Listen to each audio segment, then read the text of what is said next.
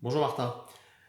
Alors, on va commencer par un petit retour sur le match de Levallois samedi soir, donc pour la 8e journée.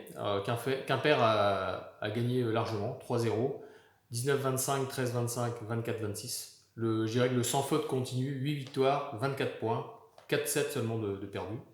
Et j'imagine que tu as dû faire tourner ton effectif en laissant repos Roxane. Oui, c'est vrai, c'est tout à fait vrai. Roxane, c'était mardi dernier, quand elle s'est fait une petite élongation au niveau des jambes.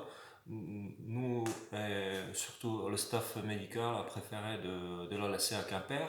Donc j'ai respecté en fait cette proposition-là.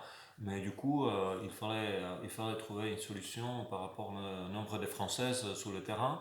Et on a trouvé cette solution en faisant de jouer Laura Boisselier qui a fait son premier match en élite. Et aussi Kristina Vojkova qui a fait, je dirais, son premier match à élite, donc réceptionneuse attaquante.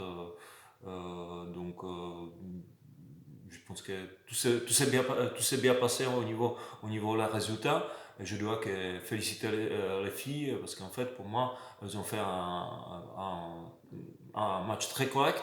Et surtout avec les performances de Vendula Mirkova, qui était encore une fois notre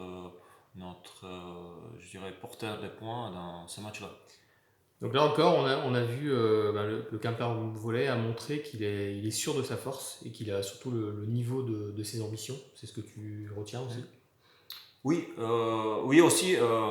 Et en même temps, c'est vrai qu'on a dû laisser dans cette configuration-là Grace Carter, la capitaine, sur le banc de touche, ce que n'était pas pour elle, je dirais, très facile à gérer, mais en même temps, elle s'est portée en tant que capitaine.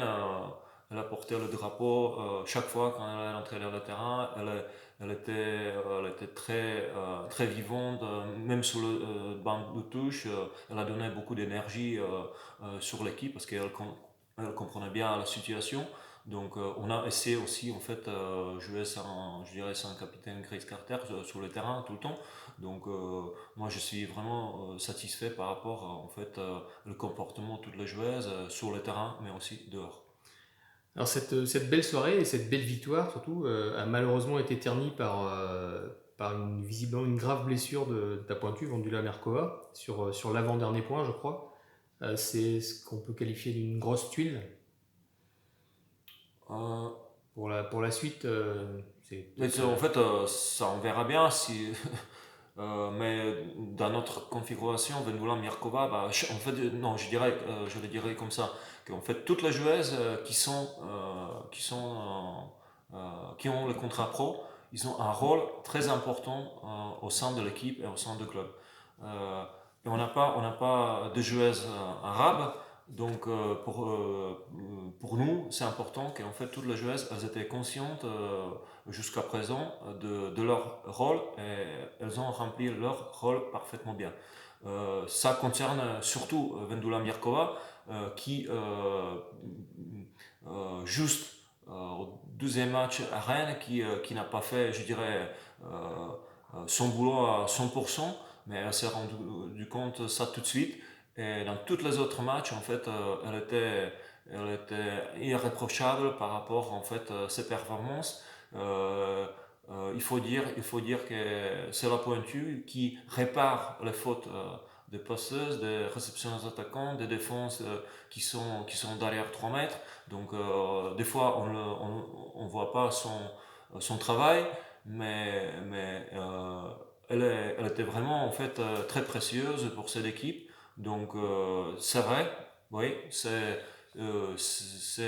une perte qui est assez importante, mais en même temps, là, je peux dire que cette équipe-là, elle a une force, non seulement dans une joueuse, mais surtout une force mentale dans le collectif et dans les différentes individualités qui sont encore sur le terrain. Depuis le début de saison, c'est vrai que à demi-mot, tu faisais part de ta crainte qu'une blessure vienne enrayer la machine qui était bien lancée. Malheureusement, pour la blessure, ben, on y est. Et pour moi, sur un poste aussi important que celui de pointu, lorsqu'on joue la montée, avec une joueuse qui sportivement et humainement répondait à toutes les attentes, c'est quand même problématique quoi, pour la suite. J'insiste un peu là-dessus, mais c'est vrai qu'elle dominait son sujet. Oui, mais en fait, elle a été sélectionnée pour ça. Là, il n'y a aucun doute. Là, j'ai pas de commentaire parce que bon, c'est vrai. Mais en même temps, si le résultat sportif, si je dirais le budget du club ou l'avenir du club doit reposer sur une joueuse, là, je dirais que c'est mal pris. Donc moi, là, je suis pas tout à fait d'accord qu'en fait, avec une perte d'une joueuse qu'on doit emballer la saison et de repartir chez nous. Au contraire, ça, je dirais que ça va nous renforcer. Et je pense que déjà les joueuses, elles vont se battre pour Wendy. Parce qu'elle elle est toujours, en fait, elle fait partie de notre effectif. Et surtout il va falloir montrer que les joueuses veulent prouver en fait aussi leur qualité qu'on ne s'est pas caché derrière Wendy. Donc moi j'attends de tout le monde, pas non seulement de joueuses, mais aussi de nous, les coachs, le staff, les dirigeants, qu'on se soutient en fait tous et qu'on reparte en fait dès que prochain match ou dès que le mois de janvier avec toujours le même objectif, avec toujours le même envie de réussir. Donc là, concrètement, à court terme, sans dévoiler de secret, hein, mais comment tu envisages de jouer? Quelles sont tes solutions internes?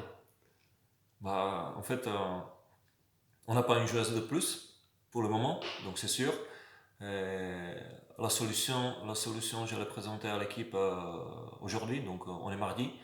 Tu vas miser sur les jeunes?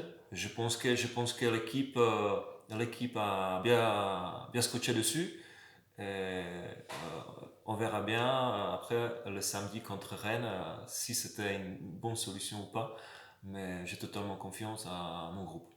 Et autrement, à plus long terme, et par rapport aux objectifs, toujours, est-ce qu'un joker médical est-il envisagé ou surtout envisageable? Ouais, on va se pencher vers si IRM jeudi il est confirmé, qu'il nous confirme qu'on ne peut pas compter avec Benoît jusqu'à la fin de la saison. On va se pencher vers cette éventualité-là. Et bien sûr qu'on a commencé déjà à faire les démarches vis-à-vis les agents, nos contacts, etc. On se trouve dans la période où pas mal de clubs veulent changer les joueuses, ou pas mal de clubs, où il y a certains clubs qui veulent changer les joueuses, notamment les clubs qui se font sortir en Coupe d'Europe, les clubs des pays d'Est, etc. Mais on verra bien si aussi financièrement on est capable de correspondre à les attentes de joueuses. Mais je veux juste dire qu'en fait, si c'est juste en fait pour remplacer un trou, pour faire coller un trou avec un scotch, ce n'est pas la peine qu'on cherche une joueuse.